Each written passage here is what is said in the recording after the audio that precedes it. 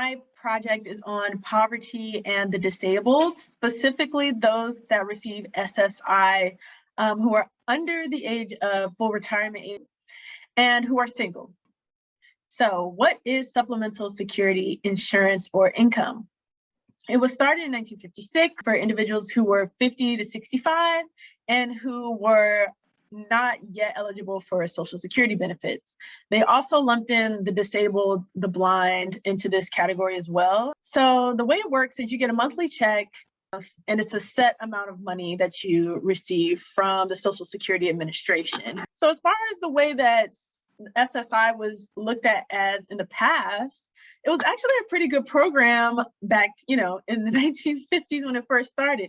When you look at like TANF and other programs that started around the same time, there was like a public opinion that it was for people that were undeserving, that were lazy. But for the disabled and for the elderly, everybody seemed to be pretty gung-ho about this particular program. There wasn't too much backlash from the public. Originally, the program was state-led and state-funded. It kept up with inflation in the area. So I put here the current definition of disability. The reason I put that there is because this is their most up-to-date definition of disability when they're determining somebody's eligibility. And what I thought was key in this is that regardless of whether work exists in your immediate area or whether a specific job vacancy even exists for you, or whether you have a high probability of being hired, they don't they don't care about any of that. Basically, if there's a job in the United States that exists for you, that's going to potentially make you ineligible for disability. So that's pretty harsh. So despite, in the past, this being a pretty good program, everybody was all for it. What's the problem now? Like, where did things go awry? Social Security benefits became federalized in 1974 and 1975. Social Security continues to be indexed based on a cost of living adjustment known as COLA for short. So the issue with the COLA adjustment is that they base COLA off of increases in average income in the United States. How has that income increased from the year prior? And then they use that same percentage to adjust for disability income. Sounds good, but in reality, it's not. If I make $100, that's the national average income. I make $100. Let's say between 2020 and 2021, there's a 10% increase. So now I was making $100, but now I make $10, right?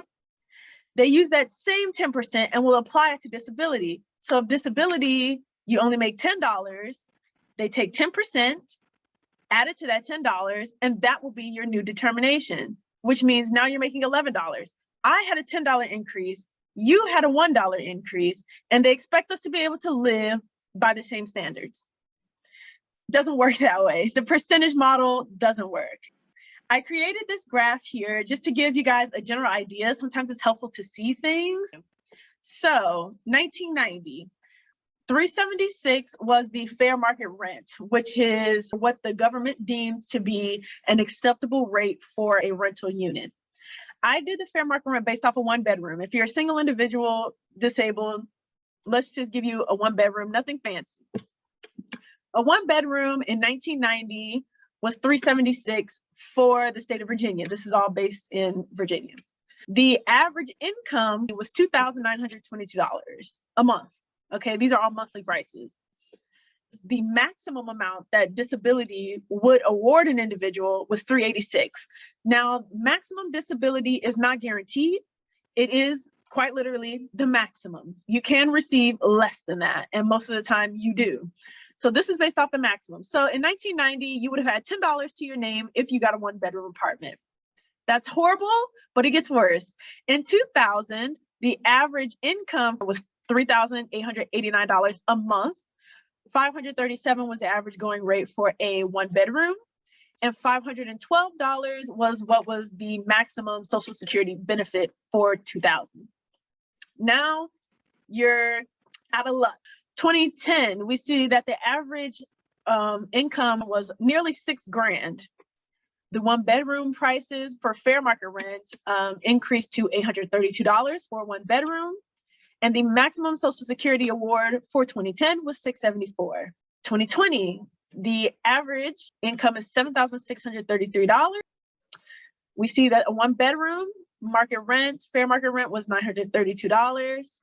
And the amount maximum that was awarded by disability was $783. So you can see very clearly in this graph, the amount that Social Security is awarding and the amount that the average income is increasing for the area is drastic, first off. And you can also see that the amount that they award is not equivalent to the average rent. So they're giving you money, but how can you live off of it?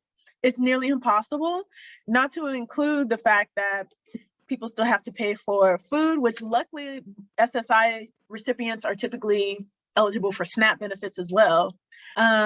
Transportation costs, any kind of bills, a lot of apartment complexes don't include your utilities in that. So you still have to factor that in and everything else. So it's like they don't give you enough to live. In essence, they force you into poverty. Another issue with SSI is that they set maximums for your assets. So this means if you have over a certain amount in assets, be it a savings or what have you, then your disability amount will either be decreased or you'll be completely ineligible. So for the year 2021, that maximum is $2,000. If you have a savings account and you have $2,001 in it, your disability will increase or be completely taken away from you. In other words, you can't save. You can't pull yourself out of this poverty that they've set you in. Once you're in, you're in. So as you can see, from the time of inception to 2020, 2021, it seems that they have reduced the stability for people who are disabled. So changing perceptions, where is this coming from? Like, why do we go from, yeah, let's give them money to, yeah, no, let's not do that anymore. Let's keep people in poverty.